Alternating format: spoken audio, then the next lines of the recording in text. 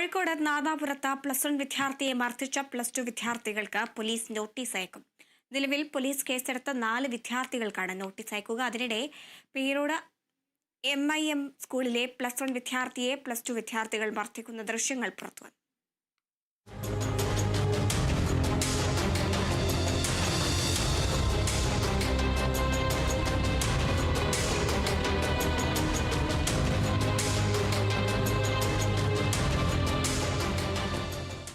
നാദാപുരം കല്ലാച്ചിയിൽ +1 വിദ്യാർത്ഥിയെ +2 വിദ്യാർത്ഥികൾ റാഗിംഗ് നടത്തി മർദ്ദിച്ച സംഭവത്തിൽ കർശന നടപടിക്കൊരുങ്ങുകയാണ് പോലീസ്.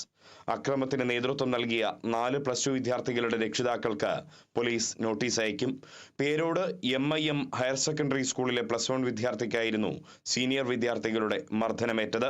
ഷർട്ടിന്റെ ബട്ടൺ ഇട്ടില്ല, താടി വടിച്ചില്ല എന്നാരോപിച്ചാണ് സീനിയർ വിദ്യാർത്ഥികൾ ചേർന്ന് ഈ കുട്ടിയെ മർദ്ദിച്ചത്.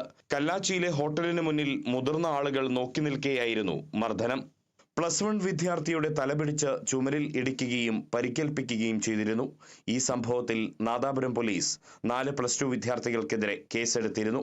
ഇവരെ ജുവനൈൽ ജസ്റ്റിസ് ബോർഡ് മുൻപാകെ ഹാജരാക്കണം എന്നാവശ്യപ്പെട്ടാണ് രക്ഷിതാക്കൾക്ക് നോട്ടീസ് അയക്കുക.